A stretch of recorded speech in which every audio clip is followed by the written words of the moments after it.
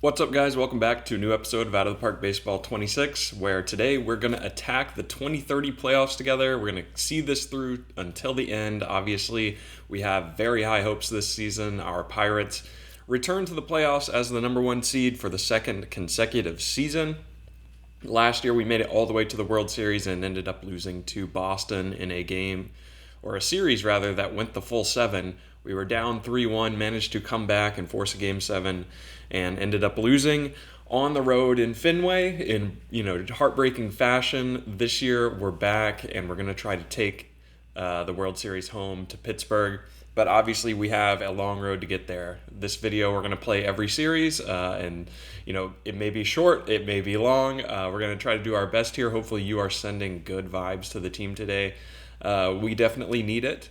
I don't know that it's hard to guarantee that we're going to be in this position again. We have a lot of players who are kind of on an expiring situation. Not that I feel like our window is closing per se, but somebody like Nick Gonzalez is someone who we've played with throughout our 5 years as GM here, and he's a pending free agent. I don't know that he'll return for us. So it's kind of the end of a window for certain guys. Nick Gonzalez being one. Hunter Green as well has player options. There's no guarantee he would want to come back. If he feels like he can get more money on the open market, he may choose to leave us as well. So, those two guys, and there are others in here as well throughout our bullpen, especially like Brian Abreu, Tyler Holton, Jojo Romero. There are a lot of familiar faces and key contributors who may not be around next year. So this is kind of our one shot with the team. As it's currently constructed, we can, of course, fill in, those holes with guys in our system. We have one of the best systems in all of baseball. But for this team, for this current roster of guys, this is their moment, and we're going to try to do right by them and win all of these games. So that's going to require us to micromanage every aspect of the team. I have not set up our formal playoff roster. I think we'll likely just go 12-14. Right now we're 13-13, and we're still kind of waiting for Gonzalez and potentially McElroy to return off of the injured list. I'll kind of decide what makes sense for us to do once we know who we're playing here. Obviously, we will face the winner of Washington and Cincinnati, so I'm going to advance a couple of days until we get clarity on, how the wild card series all shake out, and then we can meet our opponent, and I'll show you what we're planning to do with our roster. So, should be exciting.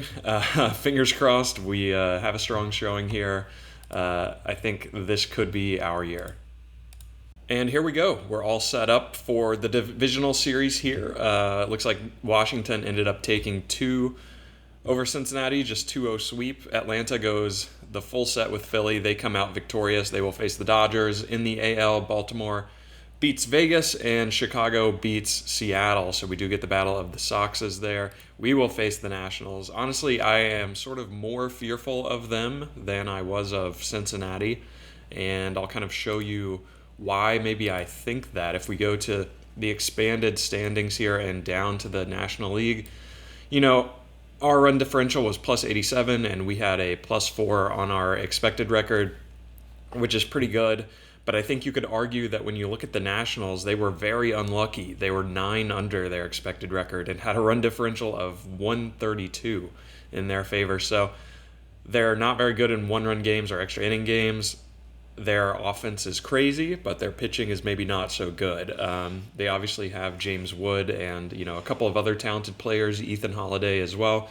We can look at their roster in a bit, but this sort of scares me a little bit. If they start hitting against us, we could be in trouble. So that's why maybe I feared them a little more over Cincinnati. But when we go to the playoff coverage here, you can see our record versus them on the season was 5-2. So we had some good success against them when we did match up in the regular season, obviously. We are tied for 7th in runs scored. We have the best runs against. They are 2nd in runs scored. So, definitely aligns with their high-powered offense. Runs against, they are 5th. So, still upper 3rd. They've got quite a lot of players. They actually have Jacob Melton as well, which is funny. But let's kind of review their team, I guess, as a whole. They have obviously several star players here. It looks like they're going, pretty standard 12-14. We are doing that as well. In terms of their lineup, like their obviously most talented player is James Wood, who's in the final year of arbitration with them. They also have Christian Vaquero, who is a switch-hitting center field prospect who has now, grown into age 28. He's turned into a really good player. He's a 60 overall. They have Ethan Holiday, who's just a 50 but with 70 potential. Brady House, Merrick Houston, Lars Nootbaar, Toby Barnes is also a very, scary player with that power upside with him. So, like, their offense overall is very, very solid. They still have, familiar faces like Kyber Ruiz and I guess Brady House is there in real life too. But, they've done a fair bit of turnover here. They have Josh Baez as well from, I think, the Cardinals org in real life in their outfield. But, in terms of WAR, Vaquero is awesome. James Wood had a 147 WRC plus. They have multiple guys with like 100 plus RBI and like 30 plus homers. So, they're definitely scary. James Wood on paper looks awesome. But I think maybe they're a little weaker in pitching. Obviously, their starters are pretty good. It looks like they will go likely Eric Fetty at age 37, who had a 2.6 WAR season, honestly pretty good. They, of course, have Blake Snell. He announced his retirement at the end of the season. Maybe that has, carried the morale of the team throughout the season. They're kind of doing it for him. He will factor as a setup man. And it looks like they have other lefties like Kyle Nelson, Keegan Egan. Their closer is Puyu Chin, who is actually a former Rule 5 pick of our Pirates. So that's a funny storyline. It looks like he was honestly pretty good for them this season. 34 saves, only 3 blown. Like pretty much a flat 3 ERA and good underlying. So maybe a little revenge narrative for Chen here if he can, manage to get work for us. But I don't think any of their starters are all that dominant on paper. Of course, that is a jinx waiting to happen. But let's get into it. I'm going to show you who we're actually bringing here. This is how we're running our pitching. We're going to go Dan Beebe, Hunter Green, Jared Jones, and Mike Burrows is going to get the 4th spot. I chose him over Finn McElroy just because McElroy's August-September numbers were kind of on a downward trajectory, and Burrows is kind of just the more established veteran pitcher. So we're going to go with those 4. In the bullpen, it's pretty chalk. It's how we had it set up in the regular season. I think I'm fine with this. We just don't have like a long reliever mop-up guy anymore. But I think that's like what these middle relief guys can, do for us.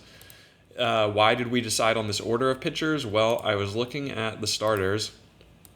I mean, obviously Dan Beebe is going to get game 1. There's no question. But if I think about like home road splits, if we sort their WAR by the best players at home, you can see that Mike Burrows actually does not perform well in Pittsburgh. So we're going to give him a road game to, hopefully avoid like any potential pitfalls at home. Hunter Green is better at home.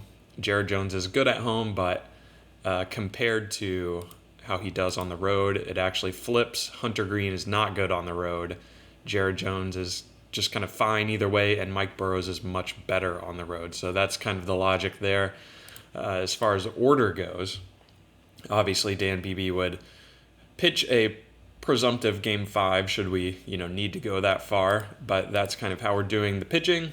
As far as lineups go, again, pretty chalk. A lot of our, order here just mirrors what we had in the regular season against left-handed pitching. I don't know that we're going to face a ton of left-handed pitchers. I'll have to double check. It looks like Bennett is a lefty, but I think they go all righty otherwise. So, we have actually O'Neal Cruz here on the roster just as like strictly a pinch run, pinch hit option. Brock Kettleson as well. Other bench guys we're carrying Johnny Severino, who will play against left-handed pitching. He's going to be our cleanup hitter there. And we're also bringing Alex Harrington as a defensive and like pinch runner solution. So The lineup order is going to be Gonzalez, Johnson, Griffin, Alfonso, Suero at the 5 spot, Benj, Lantigua, Pena, Cozile. Hopefully we get some playoff heroes. Hopefully guys step up and can kind of carry our team. But I'm excited to get things started. Let's go. All right, guys, it's the moment of truth. Our first playoff game here in 2030. I have removed our pitch count in the strategy. We have starters going, full bore, no restrictions. I think our lineup is set. All of the pinch hitters and defensive subs are organized. All we have to do is win the games now. So you always feel good handing the ball to Dan Beebe this season. Obviously, a great year for him with just a flat 1.00 whip. 7.0 WAR on the season, was 15-7. Great ERA plus and FIP minus. One of the most talented young pitchers in all of baseball. He will face off against Eric Fetty, a 37-year-old fettuccine. Fetty Wap is wrecked physically, but managed to put together a 2.2 WAR season. Looks like he was actually a trade deadline acquisition for them. He must have played for Houston early in the season where, he put together a solid stat line, got traded to Washington, and kind of regressed across most stat categories, which is like pretty common theme for deadline acquisitions, it seems like. So on paper, this should tilt in our favor, but of course he is a ground ball pitcher. If they're playing really good defense, you never know what's going to happen here. But let's see how we can do here. Hopefully our offense comes out strong and we can, be in the driver's seat this whole time. So we're going to simulate. Pittsburgh defeats Washington 5-1. Great game. Looks like they get a homer from Zach York, but we counter with homers from Termar and Alfonso. I really hope all of our star players can actually hit this postseason. It looks like Termar gave us 2. Gonzalez gave us 1. We jumped on them early and just kind of got 1 run every inning, pretty much the whole way. They get 1 in the 8th, but it's no big deal, it looks like. Production from our top 4. Griffin also gets a hit. Carson Benj gets a hit. Pretty much everyone gets a hit except for Elian Pena down there. Looks like doubles from Alfonso, Suero, errors from Dan Beebe, but that's fine. Dan Beebe goes complete game. Oh my gosh, not complete game shutty, but full 9 innings, 12 strikeouts, no walks, 2 hits. That is crazy. That is absolutely crazy. Zach York got a home run solo shot in the 8th, but you can't ask for much more. Dan Beebe sets the Pirates playoff record for strikeouts with 12 in a game. Awesome start. Game 2, we will finish out today. Obviously, looks like we will face the left-handed pitcher Bennett here, unless they make a change. They do make a change to James Hicks. We likely get a scouting report back, but we don't care about that right now. James Hicks versus Hunter Green. It looks like Hicks had a really good start against Cincinnati. Went 8 1/3 of 2-hit baseball in that game. He's also a ground ball pitcher with plus control. 29 years old. Just a couple of years of service time. He's definitely kind of a ground ball movement specialist. He looks pretty good. He honestly kind of reminds me of Tyler Holton in a way, although he does throw right and has way more stamina. So his stat line on the year was really good. I guess this is probably their ace, if I had to guess. 3.2 WAR. Very solid ERA plus, FIP minus, all look good.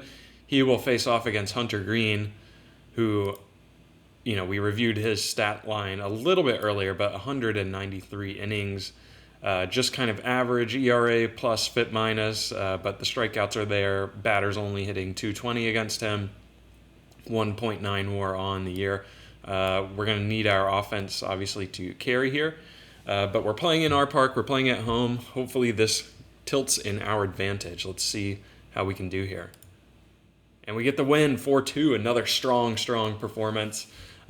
We hold it down late. Mateo gets the save.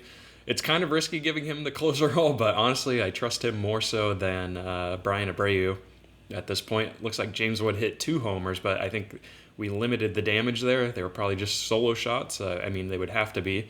and then Lantigua gets one for us. So we're up 2-0 here on the Nationals. They actually get on us early. We answer in the bottom of the 5th. They go up in the 7th, but we counter to take the lead in the bottom of the 7th. And, our pitching is able to hold it down from there on. So it looks like Griffin got a bases clearing double late. Elian Pena with a big single in the 7th. Lantigua 2 hits down there. Koziel as well. I'm not sure. He maybe got pinch hit for. Not exactly sure. I guess maybe he got hit by a pitch. So I guess that's what that is. Where it's weird to only see him register one at bat, but I guess he was hit by a pitch. We get a couple of steals. Hunter Green gives us a 66 game score. Alvarado comes in, shuts it down, hands the ball to Mateo, and we escape. So big victories there. Always good to defend home field. Obviously, we have no game today, so we will finish today. And let's take a look at the playoff bracket as a whole. We get another scouting report. Let's see how things are shaking out. It looks like it's a split on the other side of the bracket between Atlanta and LA. Chicago, getting hot from that wild card series, is up 2-1 over the Red Sox, and same for Baltimore, 2-1 over the Angels. So we're the only team to have full control of the series. But let's get back to it here. It looks like it'll be Spencer Arrighetti versus Jared Jones here. Arrighetti for them looks honestly pretty good. He's still just 30. Obviously plays for the Astros in real life. Fly ball pitcher, power pitcher. I would love to have this profile on our team. I think he looks really, really good. 2.3 WAR on the season. ERA plus FIP minus just league average there. Batters hitting .237 against him. So looks like he had a bit of trouble. I mean, he struck out 10, only walked 1 in his first playoff game against Cincinnati. Went 6 1/3, gave up 6 hits, 3 earned runs. They ended up getting the victory, I guess, but a little shaky there. Although he was dominant with the swing and miss. Jared Jones on the year, 180 innings for us. ERA plus and FIP minus are both positive, although just slightly on the FIP. Batters hitting .227 against him, 2.4 WAR on the season. He was actually one of our better pitchers, so hopefully he can carry that momentum here into the playoffs. He will face off against Spencer Arrighetti in Washington. This will be a big game for us. Let's see how we do. And we lose. They flip it on us 4-2 in Washington's favor, so now it is 2-1. We're just one win away, of course, from taking the series. We get a homer from Termar, but I don't know that this one was ever close. So we jump on them early. Looks like they get 4 late. It was a 2-run single and then a 2-run homer in the 4th against Jared Jones. We get 1 back in the 8th, but their pitching did a good job of keeping us in check. It looks like we get hits from Termar, who has been really hot this postseason, Suero, Pena, as well as Koziel. A little bit of base running action, but no, major issues. It was honestly a fine game, I would say, for Jones. It was just that, 1 inning. I mean, he struck out 8, only walked 1, gave up some hits that, got the best of him in that 4th inning. So, not too worried about it. I think it's fine to drop 1. Obviously, Mike Burrows will get the next game, and then we'll have Dan Beebe in the closeout game if that's necessary, but let's go ahead and finish today. I'm curious if they will end up starting the lefty, and they do. Looks like it'll be Jake Bennett versus Mike Burrows. We know Mike Burrows has been pretty solid for us on the road, but he's obviously dealt with some shoulder injuries this season. It could be a little touchy here, although he is a 1.1 WAR player for us. I like kind of his underlying seems fine. I think it's just, it's a coin flip between whether you would start him or Finn McElroy at this point, and we're going with the tenure of Burrows.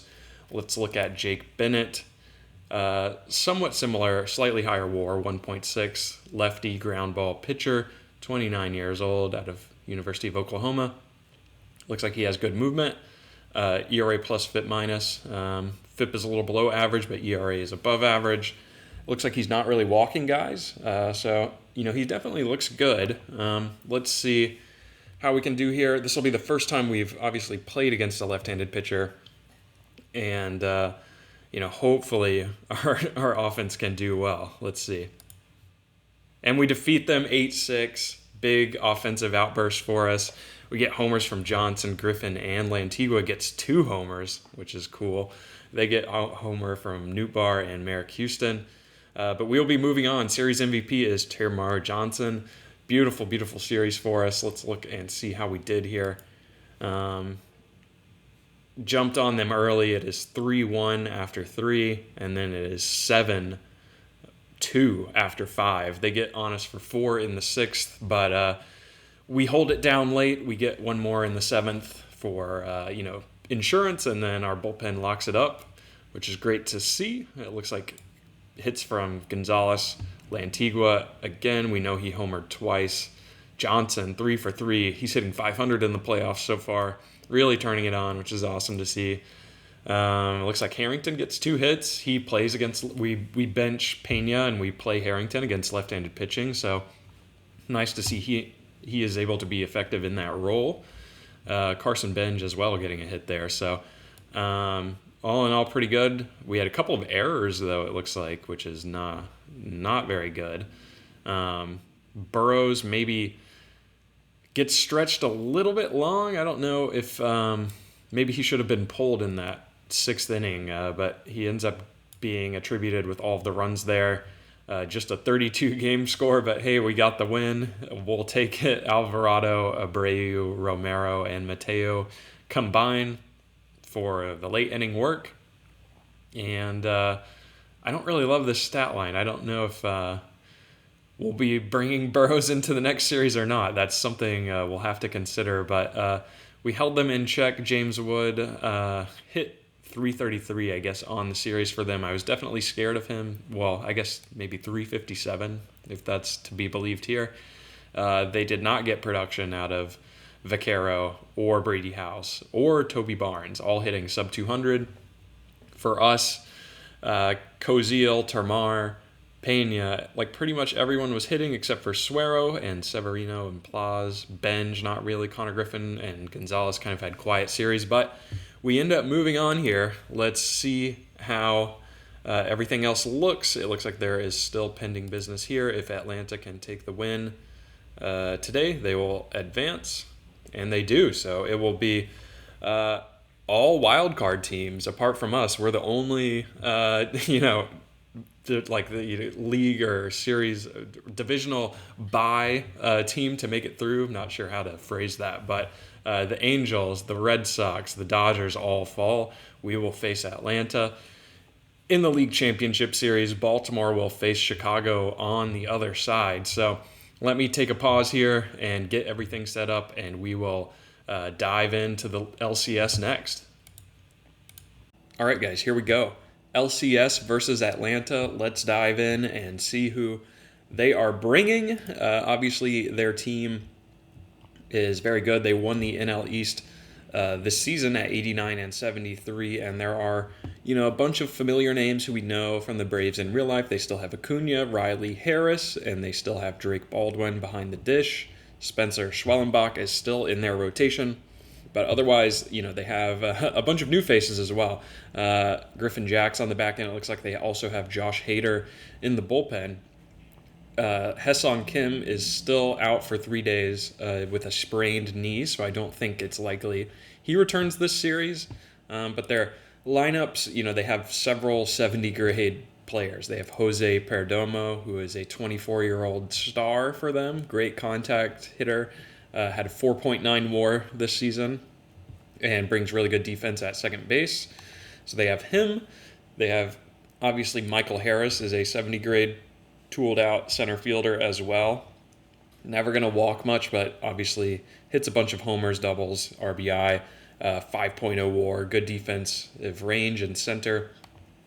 Ronald Acuna Jr. is now just seen as a 55 in the eyes of our scout, at least, but is hot right now, has been hitting so far these playoffs, had a 4-for-5 game against LA and 2-for-4, 2-for-3.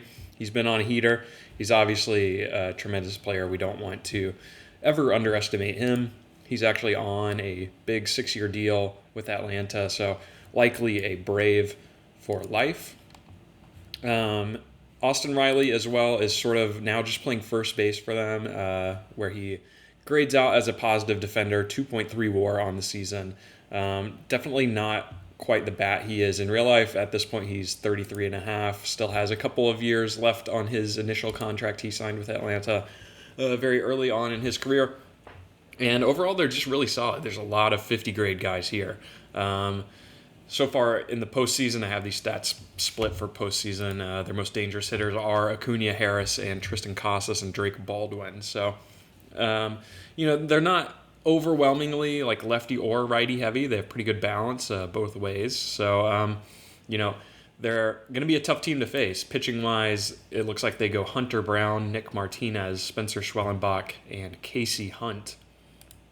Hunter Brown is one of the best pitchers in the game at this point. He only had 2 games of action this season. He was coming back from a partially torn UCL. It looks like he suffered in spring training that put him out 5 to 6 months, which is really tough because I think he's in the first year of a major contract with the Braves where he was, signed through age 36, all fully guaranteed with the back half of the deal, paying $55 million AAV. So kind of a tough look for them to have their new star pitcher go down with injury in his first spring training, I guess. But on paper, he's very solid. Pitched 1 game in the postseason so far against LA. It looks like he gave up 3 earned runs in that game, struck out 8, walked 5. So, we'll kind of see if he can live up to his on-paper ratings and his historical performance, or if maybe there's some recovery from the injury that needs to be kind of baked in with him.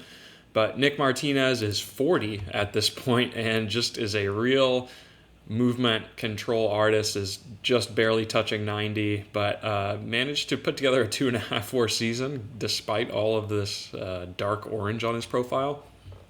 And Spencer Schwellenbach as well is now 30, still kind of in the earlier parts of his career. He is on an extension with the Braves, so they lock up another young, controllable player for the long term, but just a 0.8 WAR season this year, kind of a little bit underwhelming. But, their back end of the bullpen is where, like, Griffin Jax has really had a great year. He's got a 1.9 WAR.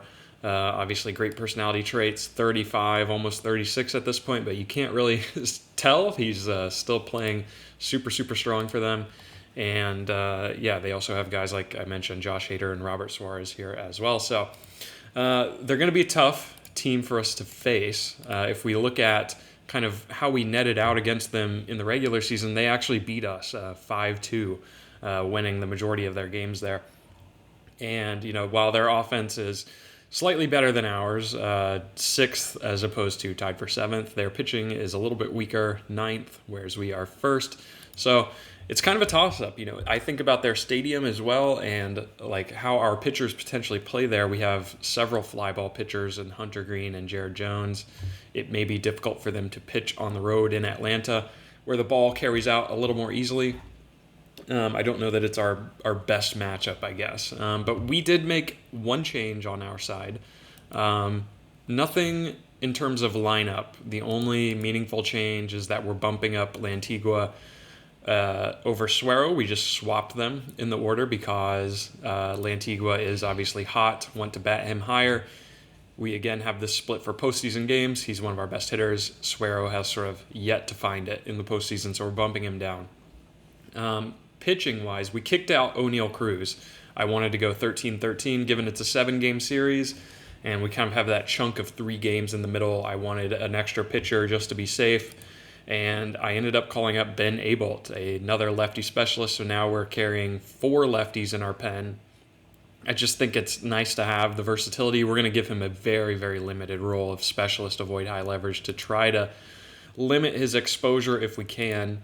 But, should we need a left-on-left strikeout, hopefully he can provide us with that. And otherwise, there is one more change. We're swapping Burrows for Finn McElroy. I was sort of discouraged by Burrows game against the Nationals where he gave up 6 earned runs, and I felt like McElroy is kind of the same, where we can just swap one for the other. I don't think we're losing much on paper. Additionally, when we go to his pitching splits, he's currently scheduled to pitch a day game as opposed to a night game. When I looked at the timing of the games in the series and in-day games this season, Finn McElroy is a positive 1.1 WAR player. In night games, he's more league average, 0.1. So maybe that's a variable that tilts in his favor just a bit, giving him a day game start. But we'll kind of see how everything shakes out. Let's actually start playing these games together. Game 1 will be in Pittsburgh today. I believe it is a night game. If I had to guess, no, it is actually a day game. So completely wrong. It is a day game, and then we will go night game. But 1:05 p.m. Eastern here in Pittsburgh. It will be Dan Beebe versus Hunter Brown. We have already reviewed Dan Beebe's stats, but again, to look at Hunter Brown's stats, he's only started 2 games, so it's kind of hard to tell what we have here against him. Walks may be elevated, but the strikeouts are also there as well. So really kind of a toss-up. Obviously, we want to be in the driver's seat this whole series. I would hate to fall behind and risk, potentially losing it in Atlanta, so we're going to need good vibes here. But we feel good giving the ball to Dan Beebe, obviously, so let's see how we do here. Game 1 in Pittsburgh, we're going to hit simulate, and we get the win, 4-0. Huge victory. We seize control of the series. We get homers from Benj and Suero, 2 of our kind of underperforming hitters, showing up big for us. Only 2 hits for them on the whole day. I'm expecting Dan Beebe. The stakes were high, and Dan Beebe was ready. Complete game shutty for Dan Beebe, this guy. I'm just going to skip over the hitting. 95 game score is crazy. No walks, 12 strikeouts, 2 hits. This might be the best pitcher I've ever seen, you guys. I'm not even joking. Better than any other pitcher I've ever had in any out of the park series. Just insanely tooled out 5'10", 185-pound Dan Beebe. Has now gone back-to-back complete games in the 2030 playoffs for us. We get steals from Gonzalez and Pena. It looks like Termar continues to hit, only 1 for 4 though, and Alfonso gets a hit. Benj 2 for 3. That's good to see. Suero does turn it around, so maybe he's more comfortable at the bottom of the order. We get hits from Pena and Koziel as well. So on the whole, we're still looking for more production out of Connor Griffin and Nick Gonzalez as well. They're both kind of sub-Mendoza, but obviously we're going to bet on their talent. Dan had it going today, so awesome to see. I'm assuming this is just it's actually a news hit. Their manager was definitely not happy. They're saying we could pitch him again tomorrow if they wanted, so I don't know that that's the case. He's fully exhausted through 116 pitches. But that's kind of why we run the pitch count all year, is to sort of run it up late here to give them fully uncapped, leash. So we'll go ahead and finish today. We'll see how the I think they may have started earlier than us. Baltimore takes game 1, but if we finish today, we should get the outcome to game 2 over there. And Baltimore takes game 2 as well. So they're looking good on that side. Obviously, another scouting report here, which I'm going to ignore. Game 2, still in Pittsburgh, night game. Nick Martinez versus Hunter Green. Can we be successful here in Game 2? We obviously looked a little bit at Nick Martinez's attributes, but let's look at his stat line. His ERA plus is below league average, but his FIP is looking good. He's not walking guys, not really giving up the long ball either. Overall 2.5 WAR season, but not the most inspiring attributes on paper. So let's see how we do here. Going up 2-0 would obviously be huge. Fingers crossed we can make it happen. And we get the win, 8-2. So the offense is hot. It looks like JoJo got the win late. So I'm wondering how this game unfolded. Tyler Black gets a homer for them.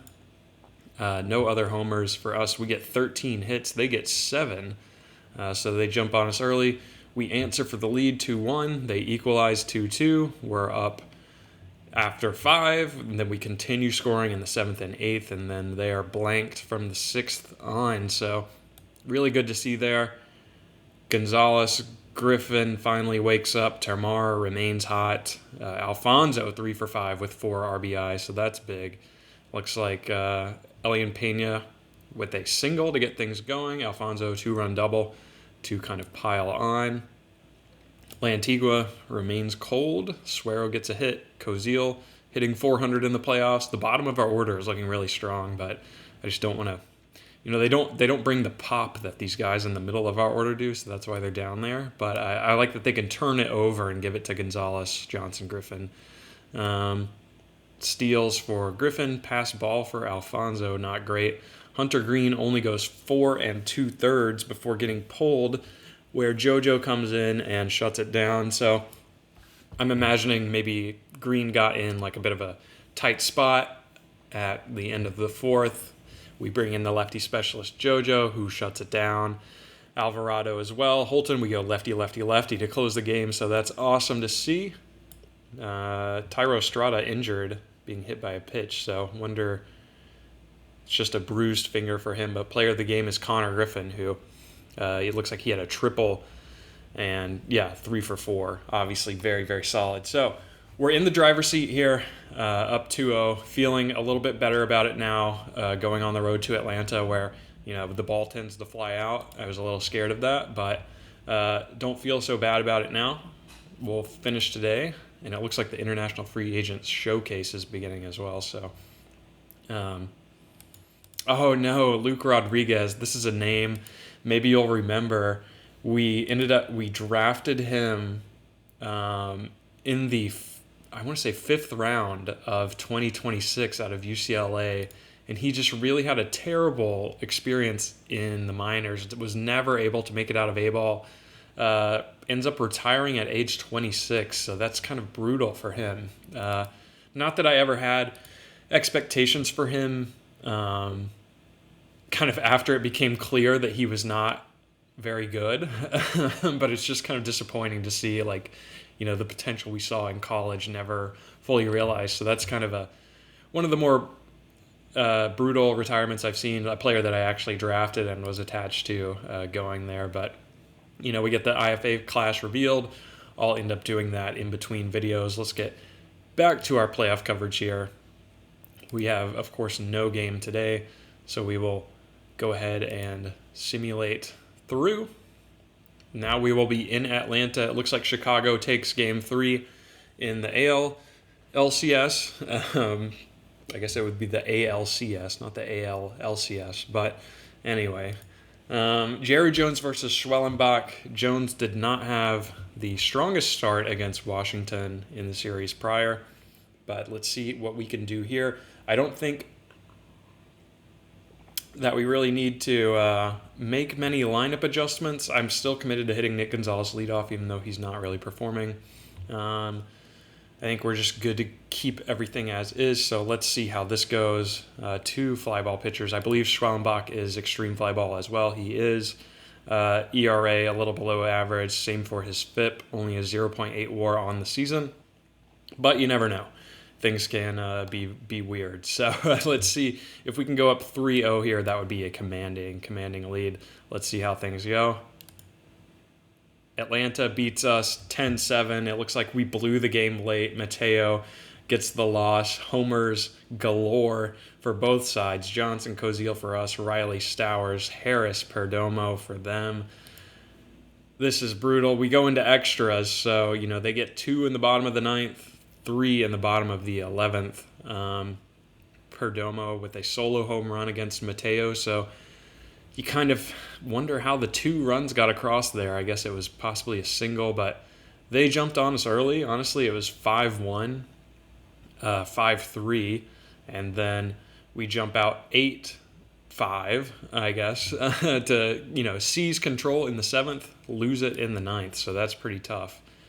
2 hits for Gonzalez. We even got our defensive subs in there at one point. So, in extra innings, we were down Gonzalez, we were down Benj, it looks like. We had Kettleson and Harrington get at-bats late, so that doesn't really help our cause. Lantigua has gone ice cold. I think we're going to look to swap him out in the lineup at this point. Kind of trying to understand what went wrong here. So we ended up keeping Mateo in the game like fully through extra. So he got the ninth. Jones gets blown up, can't make it out of the second. Randy comes in. JoJo.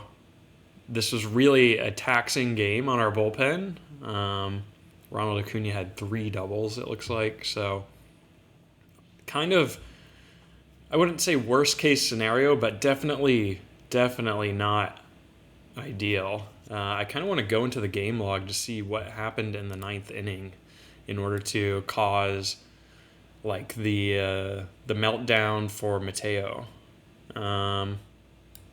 Let's see here. So we bring in our defensive subs. We shift Johnson to third, bring in Pena at second. Harrington goes to short. Strikeout on Acuna. Fly out for Austin Riley. So 2 outs. Harris gets a solo. They go back-to-back solo jacks. Harris on an 0-0 count. First pitch swinging. Takes one.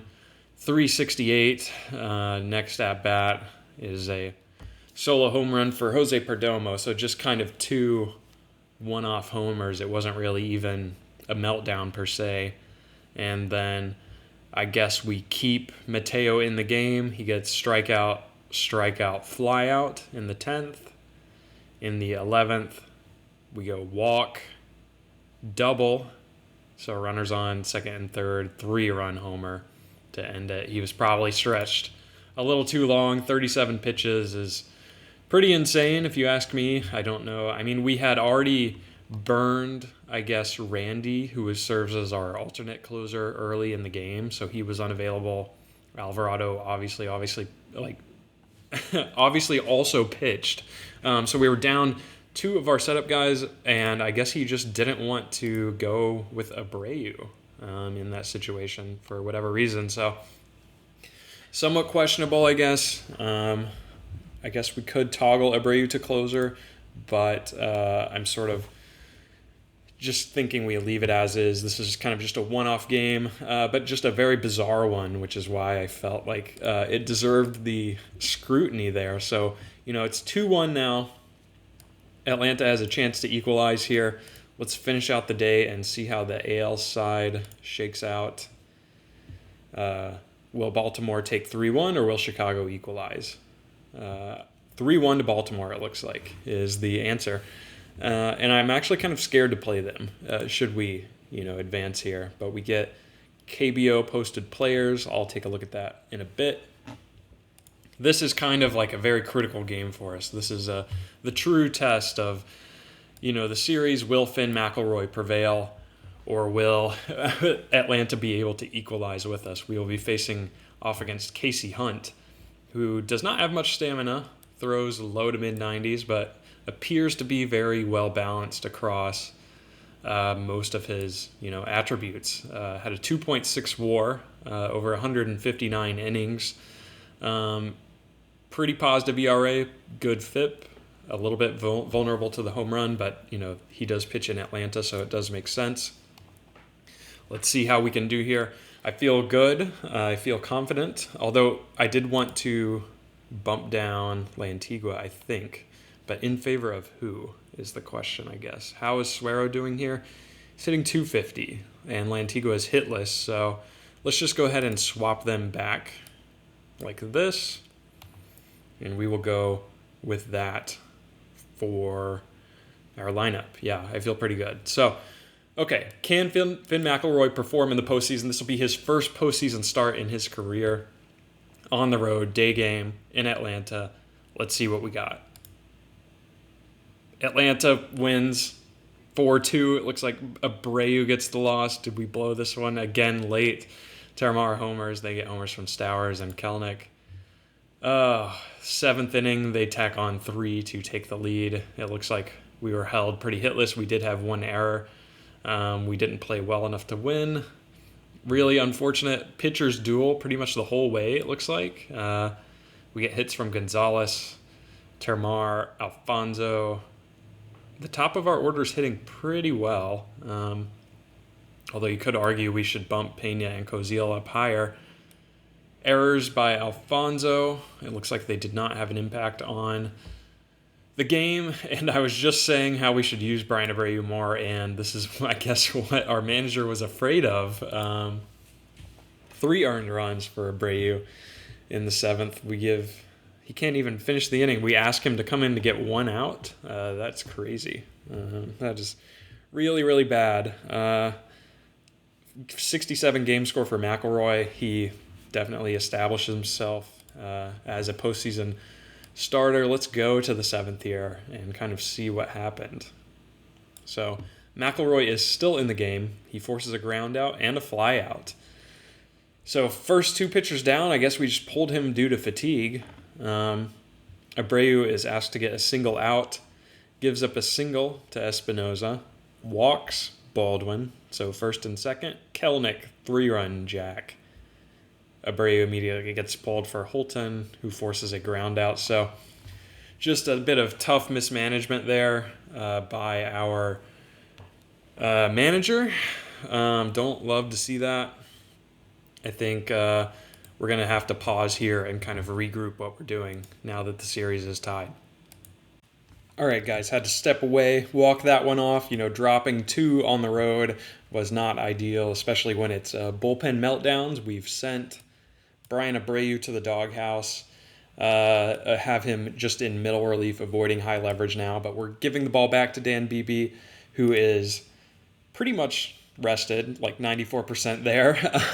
So, as good as we could hope, he will face off against Hunter Brown again, who is 100% rested, hoping that we can, get 1 here to remain in the driver's seat of the series. Our pitching staff, as far as our relievers go, I think pretty much everyone is available. Romero, Alvarado, Mateo are all slightly tired, but we have Randy and Holton at full tilt. Hopefully they can, pick up wherever Beebe leaves off. Dan Beebe is hot right now, back-to-back complete games. Let's see if he can keep it rolling here. 2-2 series in Atlanta. Oh, thank gosh. Oh, my gosh. Mateo manages to get the save. 5-3 victory. Definitely a tight game. Homers for Johnson again. He's been tremendous in the postseason. Pena gets one as well. So let's see how this went down. We're up 3-0. They get 3-1, and then we trade runs in the 9th. So the 9th is looking a little bit shaky for Mateo. He's kind of scaring me a little bit. Johnson gets a solo homer. I'm not sure how he managed 4 RBI with just 1 hit, so that's a little interesting there. I'm not quite sure. That one gives my brain some trouble. We ended up swapping Lantigua and Suero again. They're kind of just both so uninspiring that, felt like this made sense, and Lantigua rewards us with a hit there, it looks like. So Termar had 2 sac flies, it looks like. 2 steals for Gonzalez. Errors from our defense again, which we hate. Dan Beebe's run was unearned, so one of those came back to bite us from, I would assume, Gonzalez, possibly Benj. We give it to Alvarado. Holton. Randy attempts to close the game, and is unable to do so. Mateo comes in to save the day. So I guess I was already, assuming that it was Mateo to give up the runs, but our manager tried to go to our backup option, and the backup option failed, so we had to give it back to Mateo there. Game score of 70 for Dan Beebe. He is the player of the game again. Camden Koziel has 3 doubles. We may need to bump him higher in the order at this point. I think if we can possibly just bump all of our righties down, like kind of just shift everyone down by 1 maybe. I don't know. I'll have to think about it. But we're going back to Pittsburgh in control of the series. That's all we can ask for. Let's go ahead excuse me, and finish today. It looks like Chicago managed to win another game here on the other side. We'll finish today and see how things are looking. We have no game today. It's an off day, but we may get resolution here on the other side of the bracket. The dramatic pause. It looks like Baltimore advances. They will await us or Atlanta, I guess, on the other side. Let me take another break here to make sure we're doing everything that we should be. All right, a little bit of adjustment in our lineup here. Essentially, we're kind of moving everyone down. Camden Koziel will go to the top, and Suero is now in the 9 spot. So we go pretty good alternating patterns like through lefty-right, but Koziel, Termar, Nick Gonzalez is moving from leadoff to 3. Griffin is moving from 3 to 5. Kind of all the righties kind of jump down a tier, and then we're just kind of, the idea being we're going to reward Camden Koziel for being so hot. He's OPSing almost 1,300 in the playoffs. Having him and Termar as the 1-2, I think gives us the best shot at producing runs. Obviously, Alfonso at cleanup with the 161 WRC plus is pretty good. Gonzalez in the 3 spot with the 113. Suero has just a 25 WRC plus in the postseason, so that is why he is in the 9 spot. Don't really love what he's giving us, if I'm being honest. Griffin, a little below average, but him and Lantigua and Benj are all close enough to where, I feel fine about having them in the middle of the order. But it will be Hunter Green's turn in the rotation. We are back home here. Green has been kind of fine in the playoffs so far. 3.18 ERA. The FIP is high, and he is giving up a little bit of home run action. But it's a day game here in Pittsburgh. We are up 3-2. Green will, of course, be facing off against Nick Martinez again, the 40-year-old. Would really love to close it out here. I don't necessarily feel confident giving the ball to Jared Jones in Game 7. So if we can wrap it up here, that would be ideal. Let's see how we do. And we get the win, 3-0. We blank them. Masterful performance from our pitching staff. Koziel homers, putting him in leadoff was awesome. He's actually series MVP as well, so adding to his legend in his first professional season with us. Looks like we jump on in the bottom of the 2nd, put a couple more on in the 7th. They are held scoreless the whole way, only 4 hits, and it looks like their error was pretty costly. It may have cost them a run in the 2nd there. Koziel hit a 2-run homer off of Robert Suarez late. He and Johnson are both 2 for 4. Alfonso gets a hit. Suero in the 9 spot gets a hit. Walks from Benj and Pena. Not too much from Griffin or Lantigua. They've sort of been pretty cold. Same for Gonzalez as well in the 3 spot. But thankful to have escaped here. Masterful game from Hunter Green. 7 innings, 2 walks, 7K, only 2 hits. Alvarado is super steady, and Mateo comes in and shuts it down. So our pitching staff all around really, really strong, and we are going to return to the World Series, you guys. This is awesome to see. We'll go ahead and finish today. I don't know if we're going to make any meaningful roster changes. I'll kind of have to consider what Baltimore is bringing into the series, but, to be able to make it all the way back to the World Series for the 2nd consecutive year is an amazing accomplishment, and we'll be, funnily enough, facing another AL East opponent in the Orioles this season. So let me catch up, and we will start the series shortly. All right, guys, this is the moment we have all been waiting for. The 2030 World Series is about to kick off. The Fall Classic. We'll see our Pirates face off against the Baltimore Orioles. And let's go ahead and meet the Orioles. There are a few changes here from what we know to be true in real life. They still have players like Gunnar Henderson and Colton Cowser and Samuel Basayo as well. But their pitching staff looks almost entirely different. And there are some interesting choices here, or names, rather. First of all, they're down Jackson Holliday. We knew that from looking at him at the trade deadline. He's going to be unavailable, so they're down a 70-grade bat. and they are also down Jason Adam, which is a major throwback to the very early days of this series. If you know, you know. But they're still a formidable team. Obviously, Gunnar Henderson is here. If we look at their lineup, they have him as a 70 grade player. They have Aaron Estrada as a 65 potential 70 grade player who is a very plus contact switch hitting left fielder. Not really certain where he came from, but looks like he's a very good player for them. 4.5 WAR this season. They also have Jonathan Aranda still, who is racking up the awards in this sim. 4.2 WAR. Looks like he's been in Baltimore for the last 3 seasons playing first base. So they're definitely very strong. Basayo as well. Their hottest hitters in the playoffs are Colton Cowser, Enrique Bradfield Jr., who brings really good outfield range, and Gunnar Henderson. So they're pretty lefty heavy. They go lefty switch, left switch. Like, they only have one true righty in the lineup, and that is Alex Bregman, who has a 1.5 WAR for them on the season at 36.5. So we're going to need to utilize all of our lefty pitching, which is why I kept our pitching staff mostly the same. We're keeping Abelt here. We're keeping McElroy as the starter. We have Holton, Alvarado, JoJo, and Abelt all available for, lefty specialist work.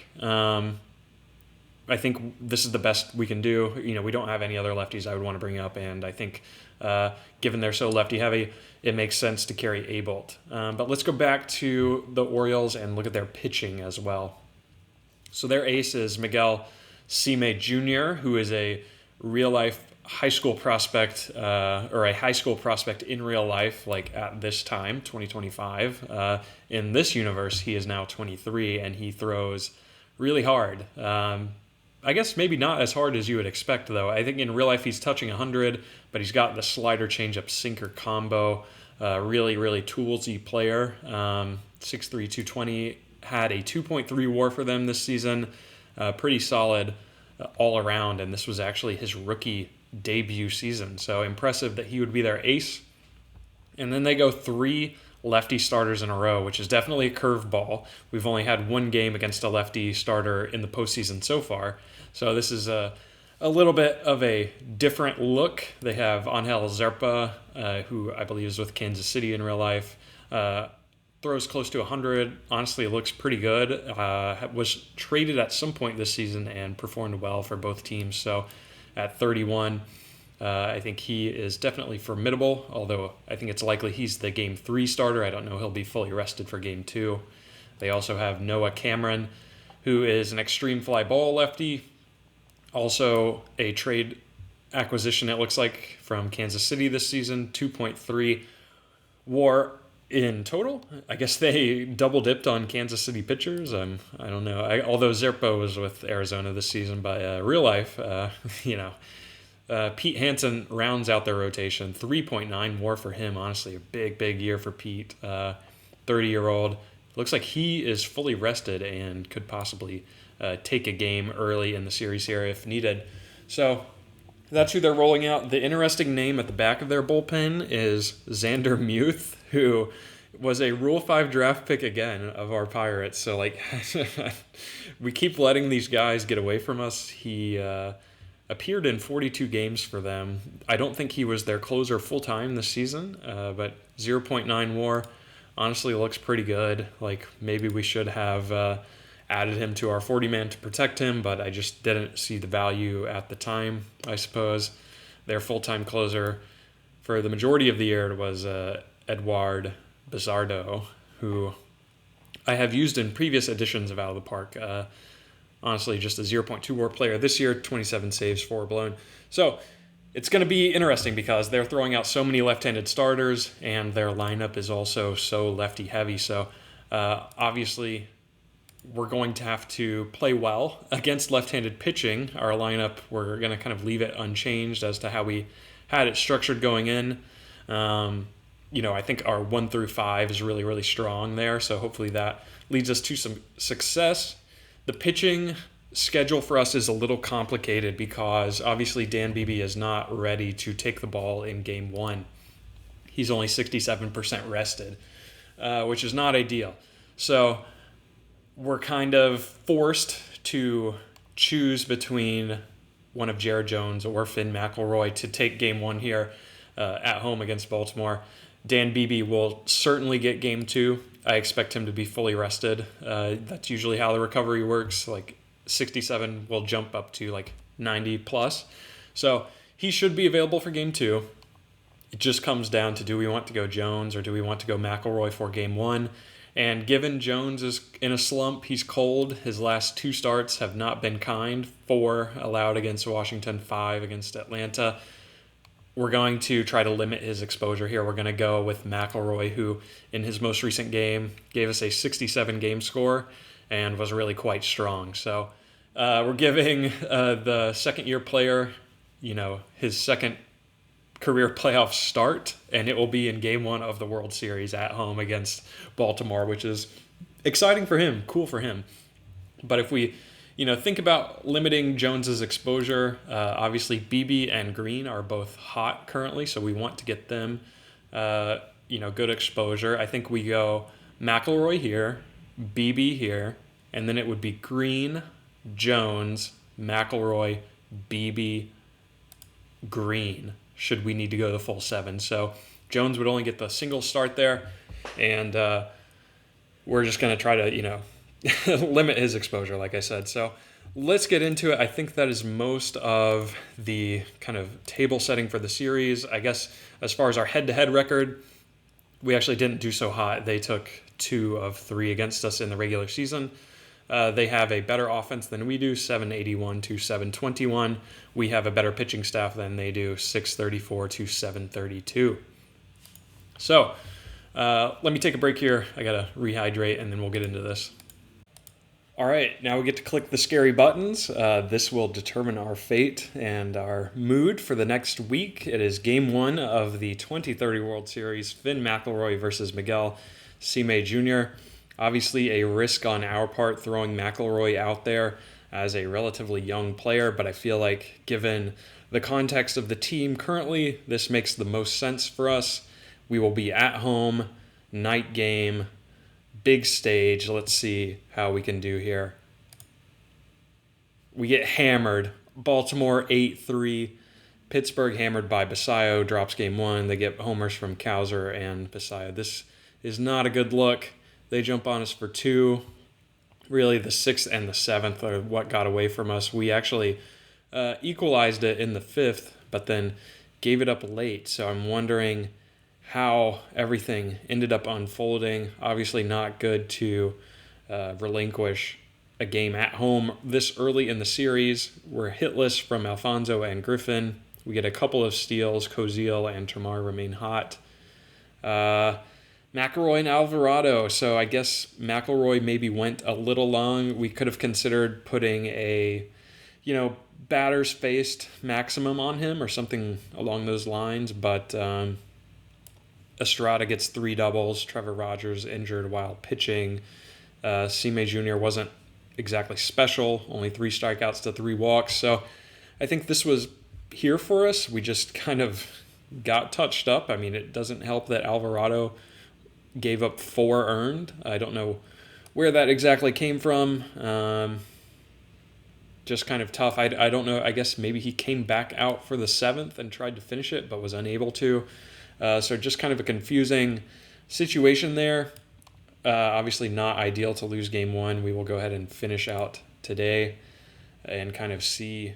We got to regroup here. Obviously we will face a lefty next as we get a scouting report back. Not the most encouraging start, but we're back with Dan Beebe here. If we can, recover here, we'll feel much better heading into Baltimore. So let's see how we do against Noah Cameron, who has, been lights out so far this postseason, 2-0 with a sub-1 ERA. He will face off against Dan Beebe, and we will get the win 5-2. Beebe gets the win. 2 homers for Griffin, 1 for Suero. Estrada remains hot for them, it looks like. We had it the whole way. We were up 4-0, 4-2, and then we get one late. Our bullpen finally holds it down. Griffin against left-handed pitching is, a big mismatch in our favor. Him hitting leadoff is awesome. He had 3 RBI. Gonzalez contributes 2 hits as well. 3 strikeouts for Severino, not good. Axel Plaz also hitless. So those guys haven't really gotten much work thus far in the postseason. You hope they can wake up. BB goes 7 innings, 106 pitches, 61 game score. Holton and Mateo combine for the late inning work. And we come out on top, so that's good. Obviously, breathing a sigh of relief as we head back to Pittsburgh, or Baltimore rather. Sorry, I'm a little bit cooked here. We've been doing so much talking and playing the game here, but let's go ahead and finish today. I'm curious if they will run out Pete Hansen or if they will go back to Zerpa here. We have no game today. We receive another piece of mail here, another scouting report, which we will ignore, and we will go ahead and finish the off day. In between here, it looks like they do change to Zerpa, so it will be Hunter Green versus Zerpa on the road in Baltimore. Obviously 1-1 series to this point. I don't think we want to make any lineup changes. Our, top of the order against lefty pitching seem to perform well. I'm not sure who this Esteban Luna character is. They have currently scheduled for Game 4 there. Let's take a look and see. It looks like maybe they bumped Cameron to setup. Interesting. So he just started, and now he is serving as late inning leverage. And Esteban Luna, he looks solid. His profile looks really good. I don't know. I guess he's pretty young and inexperienced, so maybe that's why he wasn't initially starting for them, but he has kind of moved out of the rotation and will possibly give us a little bit of a curveball in a future game here. But let's get back to it. Hunter Green versus Angel Zerpa. If we can take this, I'll be feeling really good. Baltimore wins 4-3, and we lose it late. Mateo, no, dude. Oh, my gosh. We get homers for Harrington and Severino. Estrada has been red hot for them. 429 so far in the series. Henderson gets one as well. It goes into extras, and they get one. In the bottom of the 10th, our offense is nowhere to be found. We were, up 1-0, they tie. Up 3-1, they tie. And then from there on, it's a pitcher's duel, so I can't really blame Mateo too much here. I don't love that Alfonso pinch hit for Griffin. I don't really enjoy him ever being pinch hit for. We bring in a lot of pinch hitters here across the board. Error for Mateo. Oh, that is brutal. So the run ends up being an earned run late. So his fielding error is what costs us late, I suppose. We'll have to dive into the game log to see, but Hunter Green gives us an above-average game. Alvarado actually blows the lead. Maybe Green got into a little bit of trouble there. So we are again, at a position of disadvantage here. I kind of want to see what ended up happening here late to induce everything. So actually, I guess not. I guess the ghost runner does not apply in the playoffs. So the error occurred here, and it ended up not affecting the score at all because he got a double play on the next one and then a fly out, and then we do nothing on offense there. Looks like a solo home run for Gunnar in the bottom of the 10th there. Crowd must have been going insane. 399, 102 off the bat. Hate to see it. But, now we're kind of in a tough spot because we have Jared Jones coming up next, who has not been good in the playoffs, 9.7 ERA. Let me hop off camera here and see if we want to make any changes. Okay, y'all. We've recomposed here. It'll be Game 4 in Baltimore. I'm really scared, though. I'm really scared. We recomposed, but I'm still really scared. It'll be Jared Jones versus Esteban Luna. Of course, we looked at Luna. He is a ground ball pitcher. Rookie, kind of unproven, although had a solid year across 14 starts in the regular season. Jared Jones, great in the regular season, has been cold so far in the playoffs here. Luna does pitch right, so we will get our, preferred lineup on the field today. And I'm just not sure how this is going to go. Obviously, Baltimore up 2-1. We need this to go in our favor here. Let's simulate and see what ends up happening. Oh my gosh. A critical win here. 4-3. Abelt actually gets the dub, and Mateo gets the save. Noah Cameron blows it late for them in that setup role. It looks like homers from Bregman and Cowser. We get the winning run in the top of the ninth, so we Uno reverse card them with a late game victory here. Gunnar Henderson strikes out in the bottom of the ninth against Mateo. Severino at the sac fly against Noah Cameron late. It looks like he probably pinch hit in that point. He did. He got a pinch hit RBI in the top of the ninth, which is awesome to see. Run scoring sac fly. He's just one at bat at a time, taking things slowly. So let's see how our pitching did here. Obviously, hits for Johnson, Koziel, Gonzalez with 2 RBI. Griffin with 2 hits as well. I think we pinch hit a bunch late. I think that's what, Plaz got a single. Harrington runs for Plaz. Not exactly sure. Maybe Griffin also got on base.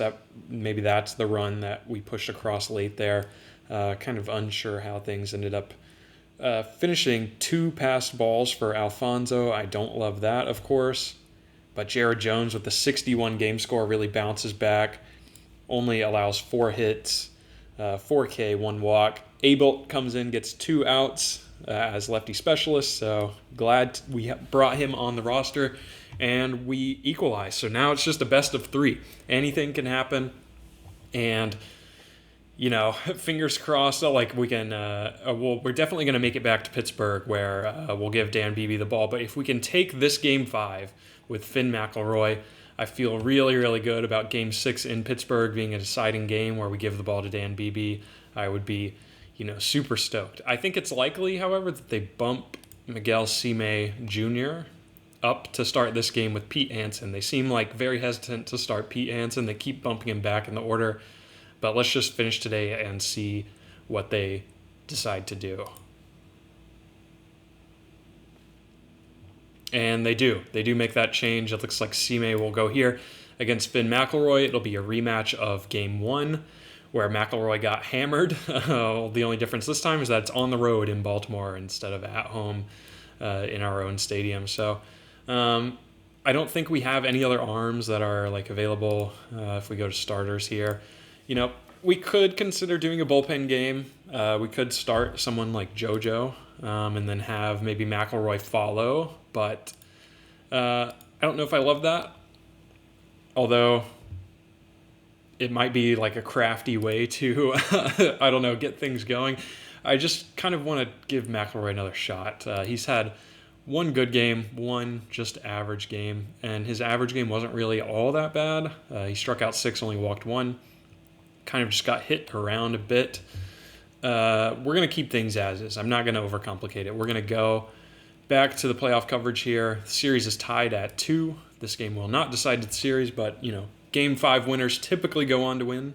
Let's see how we can do here on the road. Finn McElroy versus Miguel Cime Jr. Before I hit this, though, I'm looking at production so far in the series, and Alfonso is not producing. He's hitless. He's 0 for 9.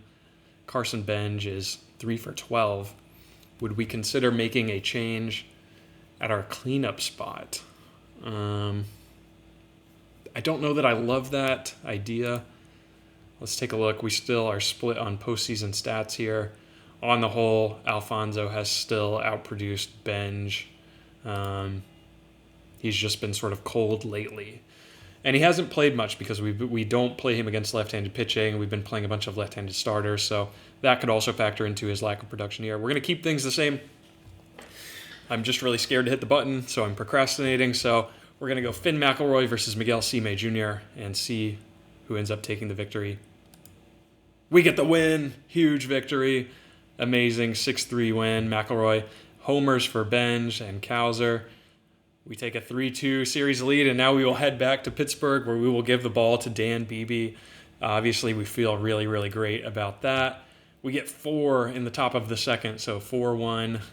They kind of give us a little bit of a scare in the bottom of the sixth, but not really, because we go on to win 6-3. Carson Benj hit a single, and then Lantigua also got a single in the second, it looks like, to get the scoring started. Koziel gets a hit, Johnson gets a hit, Alfonso gets a hit, Benj, Griffin all produced. The whole bottom of our order, everyone was hitting, even Suero. So love to see all of that. Steals for Pena, outfield assist. Wow, big throw from Benj to gun down Estrada at home, right fielder. Love the big arm there for him.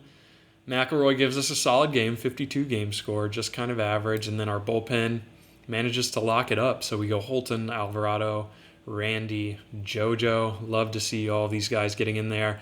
They're definitely the relievers I feel best about. Player of the game is Finn McElroy. So we are validated for our choice of sticking with our guy there.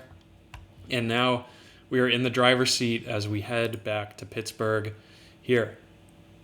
So we have an off day in between. We have no game. It looks like they have Pete Hansen on the schedule. I'll be curious if they make any changes there. Maybe some last-minute indecisiveness. It looks like they will go Pete Hansen, so the lefty will get the ball. It will be our lineup against lefties, who I think we feel good about. Griffin, Gonzalez, Lantigua, Severino. Obviously, will start. I did toggle Connor Griffin in the strategy to not be pinch hit for, because I obviously want him playing as much as possible. So I think we have our full bullpen available. If I have to check here, it looks like Holton and Alvarado are a little tired, and Dan Beebe is on fire. So everyone else is available. Randy is available. JoJo is available. Mateo is fully rested as well. This is the big one, guys. If we can lock it up here, we will be World Series champions in 2030. What we're looking for is any sort of responsive feedback once we hit simulate here. Like a noise should trigger the achievement for winning the World Series will pop, and that will be our signal to rejoice. So we're giving it to our ace, star player, number 1 overall pick, Dan Beebe, face of the franchise. Will face off against Pete Hansen, the 30-year-old lefty from Baltimore. Let's see if we can win it here at home in 2030. We get it. We get the achievement. The Pirates are World Series champions here in October 2030. We get the Moneyball achievement. We get the Champions achievement as well. 5-4 is your final here. Connor Griffin, World Series MVP. He gets to the homer. Looks like it got a little close. Mateo had to come in and shut down Game 6 of the World Series. The Pirates are crowned your Major League champions this season. They actually give us a big-time scare in the 9th. 3 runs there. It almost slips away. They jump on us early, actually, with a run-scoring single in the first. Bottom of the 3rd, Connor Griffin gets a double off Hansen. Severino also gets a double off Hansen. So we get a couple across there in the 2nd and 3rd, I guess, and then more in the 5th. So we are now up 5-1 at that point. They get 3 in the 9th. So curious how that unfolded. Griffin 2 for 3. Severino and Plaz give us big games from the middle of our order. Nothing from Gonzalez or Lantigua. Suero, Benj, and Harrington also are top performers. An error from Harrington is not ideal.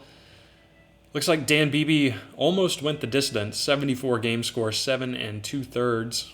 We then, give it to Alvarado, who finished out his time there. Came in also in the 9th, I assume. He kind of carried over, probably due to their surplus of left-handed batters. Our manager wanted to just keep him in for that final out and then into the 9th inning as well. It looks like that backfired. Mateo had to come in and actually had a bit of trouble himself to end the game there. So I'm curious to see how that actually ended up unfolding and how at risk we ended up being. It's quite the long inning here. So, let's see.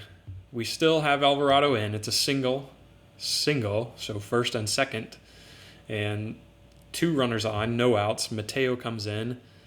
Single, again, bases loaded in the 9th. Crazy. Crazy. So fielder's choice there. I don't know that anyone scored, though. So, it looks like we had a force out at home. Fielder's choice again, where Gunnar Henderson scores this time, and then a single. So it definitely kind of got away. There was a runner in scoring position, Arias at second. We then walk Jonathan Kim. So bases loaded again. Wow. Oh my gosh. Bases loaded again. And then wild pitch. No. Okay, wild pitch in the at-bat where somebody scored, runners advance, second and third, and then it's a fly out to end it. So it really was like quite the adrenaline rush there at the end. I don't know that we deserved to win this game, but we made it happen. Hey, our Pirates are crowned World Series champions. I can't believe we managed to do this in just kind of 4.5 seasons of management. We took over midway through 2025, and here in 2030, we managed to capture the first World Series championship since, I believe, 1979, if I remember my Pittsburgh stats correctly. Connor Griffin, Series MVP, our manager, is obviously hyped up. He simply says it's a great feeling, and I totally agree. So that is awesome to see. I want to go back here to the playoff tree and finish today so we get the nice, graphic here. Our Pirates return to the Fall Classic and this year win it. So obviously love that storyline for our guys. A nice send-off for players like Nick Gonzalez, as well as, likely O'Neal Cruz, who was never really on the roster for us in the playoffs, but was obviously a clubhouse leader for us. You assume he was in the dugout, just not as an active player, you know what I mean. So there we go, the beautiful graphic. The calendar turns over. It is now November 1st, and we have a whole off season to get into next. But let's take a moment to savor this. We're now, 40 plus episodes into the series, and we have finally reached the pinnacle here. Our Pirates are World Series champions. So if you've enjoyed watching the series up until this point, I'd appreciate a like on the video. This is like why we started playing the series, was to achieve this goal, and to be able to do so quickly was really awesome. So, I'm sure this video has gone on pretty long, so we'll sort of wrap things up here. Next episode, we'll look to start diving into the remainder of the 2030s. We're going to try to put together a team that's capable of defending this title and hopefully start a dynasty together. That would be the ultimate goal. We still have a ton of young players under team control. I think the future is very bright for us here in Pittsburgh, but let's all just enjoy this for a bit. It's been a long journey, and we spent a lot of time to reach this end goal. So I'll let you guys go. Again, thank you so much for watching. I don't know if I'll start the offseason immediately or not. It may be a few days before I start uploading the series again, but we will return for another year of title defense, rest assured. I appreciate you guys for watching. I'll catch you in the next video soon.